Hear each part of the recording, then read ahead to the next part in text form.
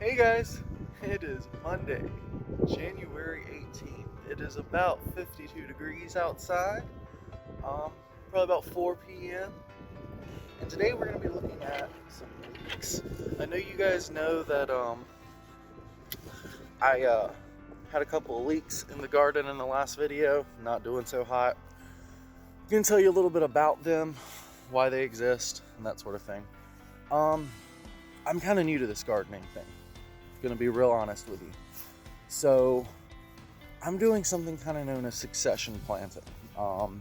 Basically every 2 or 3 weeks we plant the same thing we planted 2 or 3 weeks ago, and we discover when it works and when it won't. Because that's really the best way to do things, right? Trial and error. So you guys saw the leeks, not doing so hot. Just harvested some carrots from over there. You guys should see pictures. But we just got the leeks, not doing so good. Green onions, doing great. Completely overgrown and just falling over. Not so good on the leeks. So I decided we wanted to do some more leek starts. As you guys can see, these leeks got the green growth coming out. They've been cut off from the top. We ate the hell out of those. They were really good. And these have been in this container for about 4 days. About 3 days ago, my fiance put some aspirin in there, Darla Sawyer. You guys should know her from the group. And you can see the root growth that's kind of coming through here. Hold on. Let's pull these up. Good root growth. Good energy here. If these are going to take at this time, this is going to be what they look like when they take. So we're going to get these planted. And I'll keep you guys up to date on how they do. We've got those leeks in the ground, so I want to show you the next thing I just did. Before that, carrots, very nicely harvested. I want you guys to see the size of these. Now I'm 6'3", 6'2", depends on what scale we're using. I'm a huge guy. I've got big hands. That's a huge carrot. These are the Nantes style carrots, I do believe. This one's not quite as gargantuan, but you can see that they're pretty stumpy. They're thick. They're not like the long, skinny style carrots, so they should be good and delicious. Show you guys a little bit more of the land. You see, this is a little container garden. We got a little growth up here, a little algae, I think. Just making sure it doesn't take off. Paper. But yeah, this is the herb garden. You see it's kind of halfway down. I had some really tall basil plants in it. I think I'm going to refresh this soil, bring this all the way up to the top, and turn this into more of like a small herb garden, and put the basil where you can walk on it, maybe keep the mosquitoes away, that sort of thing. Got a little bit more that we're going to do on our little tour of the garden today. This is a Monday, as I mentioned earlier, so my schedule's pretty much the same every week. I work weekends, and I'm a stay-at-home dad during the weekday. Whenever the kids are asleep during the daytime, I get some time in the garden, and I figured I'd show you guys what that looks like. So, we've got the leeks planted, we've got carrots harvested, we've pulled some brown dead stuff off a lot of our green onions here. Still get some more, but it's not that bad at this point. And the next thing we want to do is over here at the compost pile. It's about time to add some more compost into that. And you see we've got some coffee grounds, some eggs, a couple of weeds I threw in there, a little bit of a butternut squash that my son Ronan chewed on. We give him to him raw to chew on. He loves to eat them. He actually made his first baby food out of butternut squash that we grew literally right here in this little area. And this will probably be part of today's project, is coming in and weed eating some of this and getting it mulched up for spring. All right, so here's a look at the compost pile.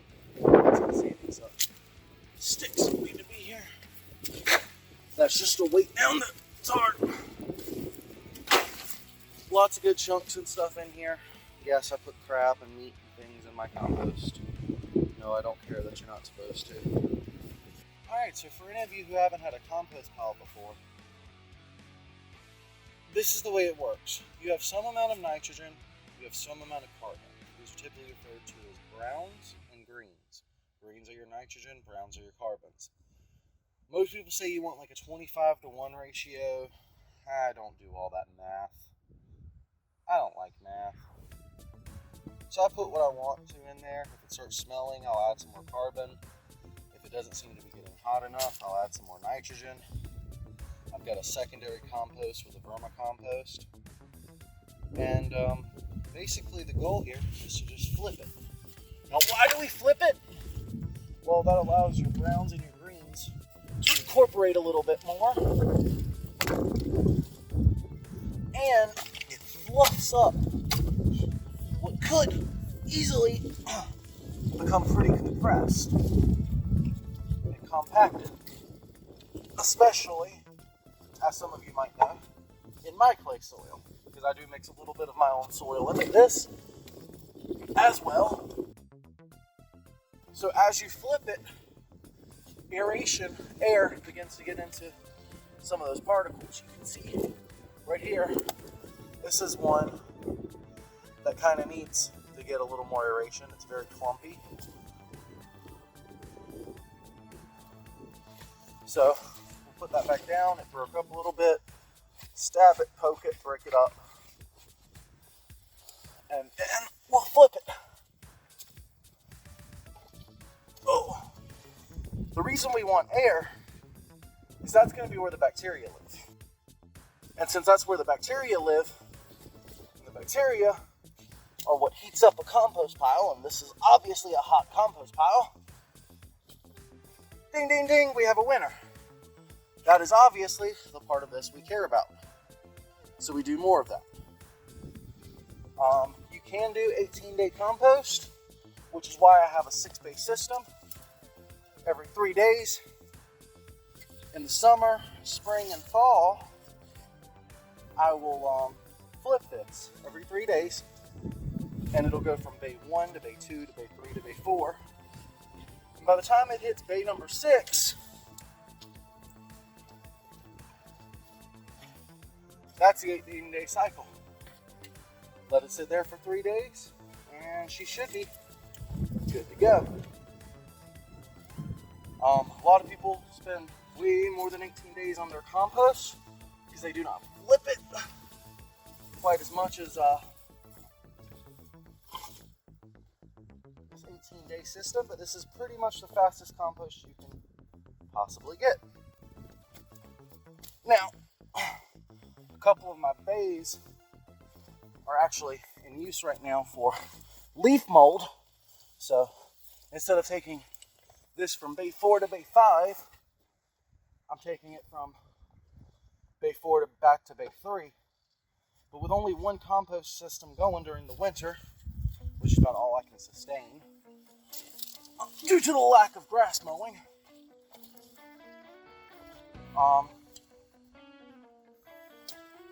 that's fine. But normally during the spring and summer, each one of these bays would already be loaded, so I could only go to the next bay. So like, to move from bay 1 to bay 2, I would first need to move bay 2 to bay 3, and so on and so forth. Now the funny part is yes, there are some food scraps in here, but the vast majority of this compost pile is cardboard and grass clippings. It makes the most beautiful black gold that you could imagine. And you remember that bucket we had earlier? So we're going to throw those into the middle of the pile. That way they get all the heat. And any critters that are around here, rabbits, an army of cats, smaller brigade of dogs, bobcats, squirrels, possums. We got all kinds of stuff out here. If they decide to come mess with my compost pile, I don't mind putting them to work. They work hard. every single one of those creatures I just said. But the real issue is it's on the outside. All those resources, all that nitrogen is just being sucked up into the air. And, you know, some people think global warming's a big deal. Some people don't. But if you are one of those people, you definitely don't want your nitrogen going up into the air, because you also lose your carbon, which becomes carbon dioxide. Any organic matter that doesn't go into your soil as it decomposes goes into your air. The act of carbon sequestration is typically done by trees, but even your smaller annuals do some amount of it. So by getting it into the middle of that pile, we make sure that all of that juicy organic matter stays with us. And when it's inside the middle of that pile, and we get some of those pests that we were talking about, you call them pests, I call them hardworking employees. Well, they'll get in there and they'll start digging to the middle, and they'll flip that compost for me. So I get an extra added cycle. Maybe I do it every 3 days, but these guys are hungry. They might do it every day. Now, one thing you got to look out for in them spring and summer months when you flip in a compost pile, and here's one of the reasons I like the 18-day compost, is them damn fire ants. Fire ants! They bite you, sting you. I can't tell you the number of times I've been out here in flip-flops and shorts last summer, getting my tail tore up by some fire ants. But when you get to the 18-day cycle, fire ants don't like to be disturbed. And if you're disturbing them every 3 days, they'll go find somewhere else to live. A little Dawn dish detergent in there, and you can speed up their escape. They don't really come back after that. Not as long as you keep turning. Let's slash grandma's tires on election day.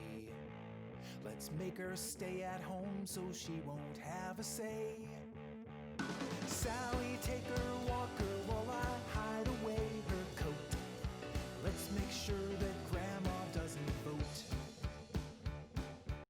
Just take a look at the texture and kind of the relative moisture level of some of this soil. Our compost is black gold. I know some people have a hard time getting their moisture levels right. Basically, if you pick it up and squeeze it, you should get a drop or two out of it. And that's it. Let's slash grandma's tires on election day.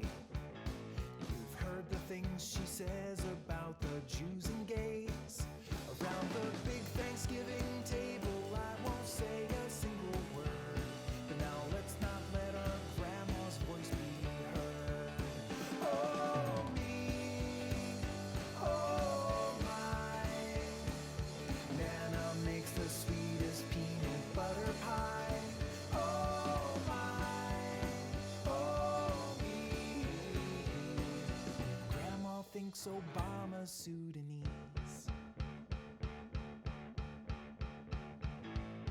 Let's slash grandma's tires on election day. Let's save our country's future with a razor blade. A woman.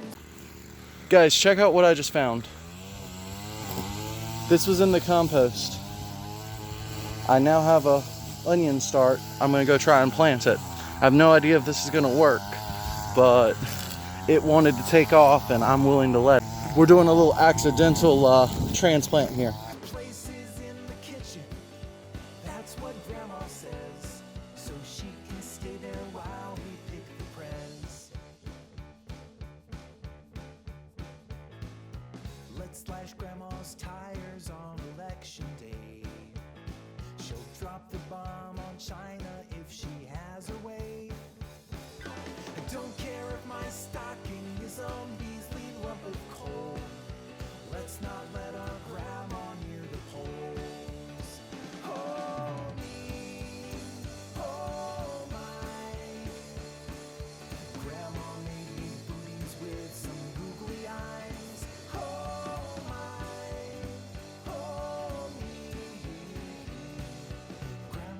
got Glenn Beck on her TV.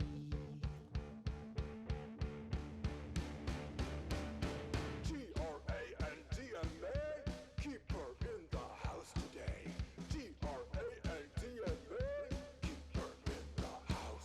All right, and here's what the final compost bay looks like after everything's pulled out. You can see there's still a little bit on the bottom. Who cares?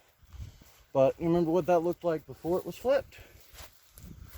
That's a lot more compost than it looked like. And it's a lot heavier than it looks too. All right, so next thing we're gonna do, probably the last thing we're gonna do today, is teach you guys a little bit about Hugelkultur. I know some of you have kind of questioned what it is or shown a little interest. It's not the complete disinterest I thought it might be, so here we go. I'll tell you guys a little about it. You see this bed? See those logs along the sides of it? That used to look like this bed over here. Reason we had this is because, like I've said before, clay soil. We needed somewhere for the water to go so the plants didn't drown. So this worked for our watermelon bed over here for a while. But we're gonna try something different this time. We filled in these sides. We're gonna put a little bit down this middle here. And then we're gonna fill this up with dirt. And then we're gonna mulch over top of it. And when the compost is ready, we'll pull that mulch back and put that compost on top. But mostly we're just looking to get sand and hopefully some mulch on here. This is my cousin Jimmy over here with the shovel and the wheelbarrow and our fill of dirt, because we are not using good quality dirt on this whatsoever. That's the best part about a Hugelkultur. When that wood starts to break down, it makes this soil way, way better. And since this is going on the bottom, the weeds seed that, you can clearly see some of it is sprouted, shouldn't really be much of a factor. So I'm in the process of condensing all the leaf mold from this one over here. See how it's not as tall as the bin. This one over here, see how this one's kind of shrunk down, and it used to be all the way to the top, and now it's down here. Well, I was just going to, condense a number of categories, but I realized that some of the mycorrhizal and the other fungi are starting to set in, so I figured I'd show you guys why leaf mold is so amazing. See all those little white specks? I'll show them to you as we go. But those are the fungi that actually break leaf mold down into such a valuable component. Hold on, let's see if I can find a little